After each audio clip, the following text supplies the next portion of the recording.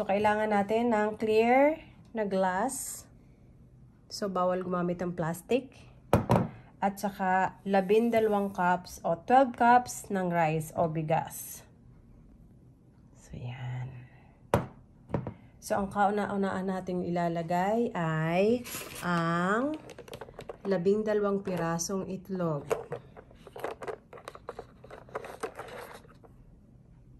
So, patayo lang siya.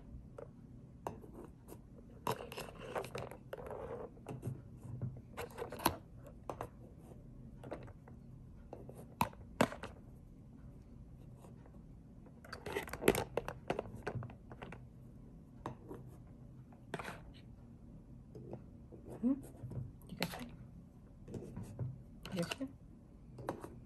adjust na lang natin.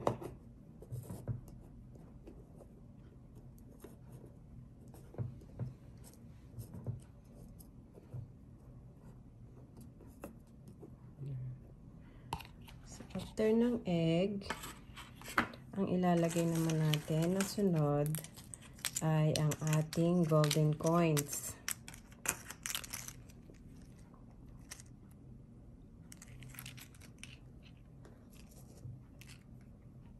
Sa gilid ng itlog. Patayo.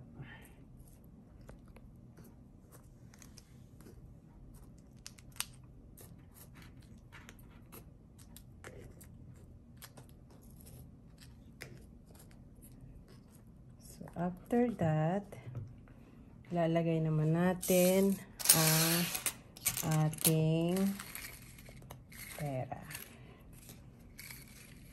Ito yung next.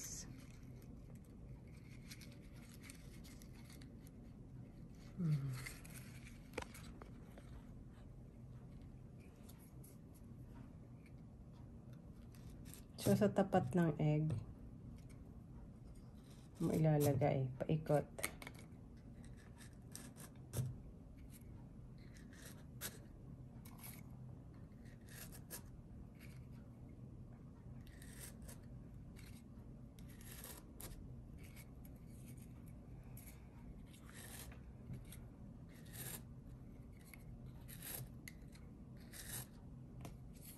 Last but not the least, so ganyan siya ang itsura niya.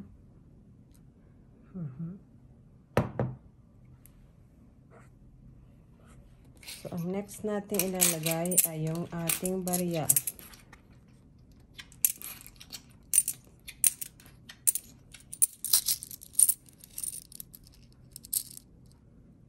Next. So, kailangan yung tao ang nakaharap. So, pahiga.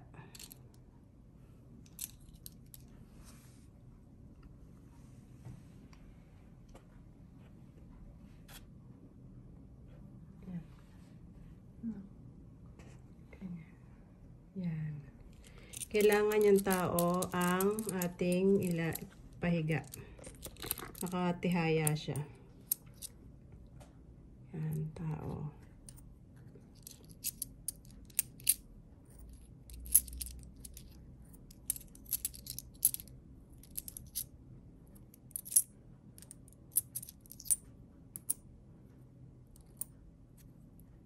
So, yan. Lahat ay tao ang nakaharap. So, ganyan siya. Okay. Ang sunod naman nating ilalagay ay itong mahiwagang orange. Next. So, ipapatong mo lang siya sa barya. Ganyan siya. At syempre, hindi mawawala ang ating mahiwagang laurel.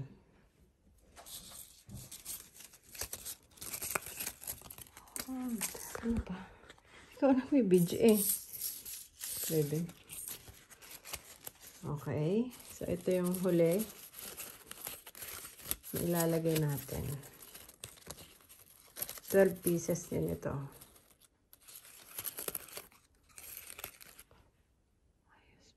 Ayusin mo, anak. Ayusin mo. Mahihirapan tayo. Uulitin natin ito pag hindi ayos. Okay. So, ilalagay mo siya sa tapat naman ng egg.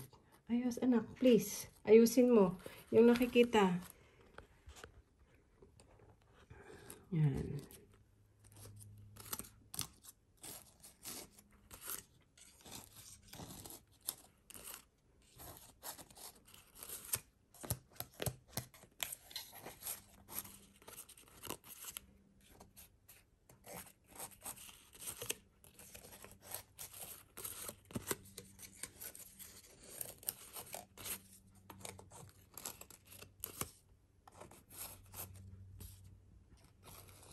So, yan na siya.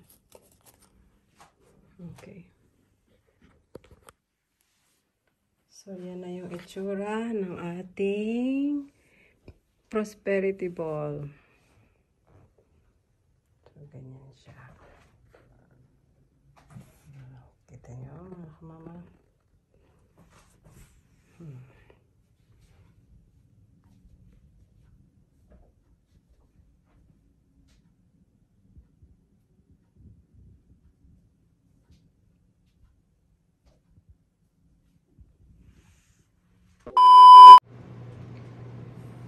So, ano naman ang ating gagawin pagkatapos ng bagong taon at saka yung katanungan ninyo na kung kailan ito pwedeng alisin sa ating center table.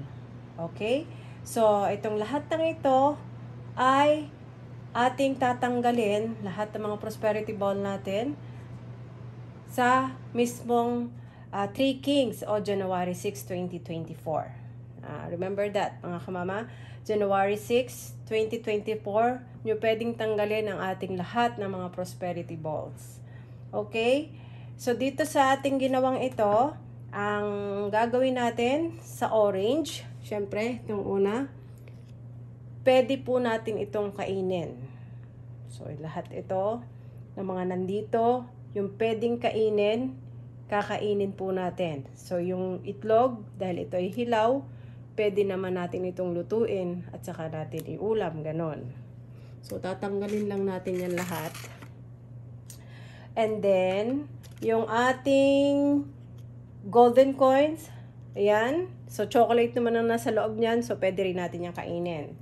And then, yung pera na barya, yung mga coins na to, ikikip lang po natin to hanggat maaari ng buong taon. Ilalagay nyo siya sa sobre na kulay pula o yung tinatawag natin na ampaw. Ayan. So, usually yung ginagawa ni mama, pagkakatapos ay nilalagay ito sa sobre at itinatabi sa tabi ng altar, sa mismong altar. Yan. Buong taon yan. Hanggat maaari, hindi nyo siya gagastusin. Ito naman, yung ating pera na buo. Tatanggalin nyo rin yan lahat. So, ang gagawin nyo dyan ay, kung maaari, hanggat maaari po, ikikip nyo rin siya. Yan, ito, lahat ng pera na ito.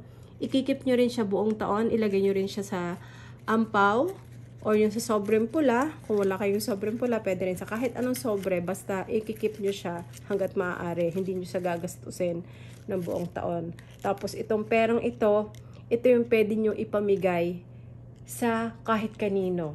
Kung sino gusto nyo pagbigyan. Or pwede nyo na siyang gastusin o pwede nyo siyang ibili ng kahit ano po. Yan. Ayan po. So, na-explain ko yung egg. Itong golden coins. Last na lang. Itong ating laurel. So, ang gagawin nyo naman dito sa laurel natin. Ako kasi ang ginagawa ko din, kinikip ko rin po ito. Hindi ko rin po ito ginagalaw. Kikip ko lang siya buong year. Or, this is option. Susunugin nyo po siya. Tapos yung pinakaabo nito, yun ang ikikip ninyo.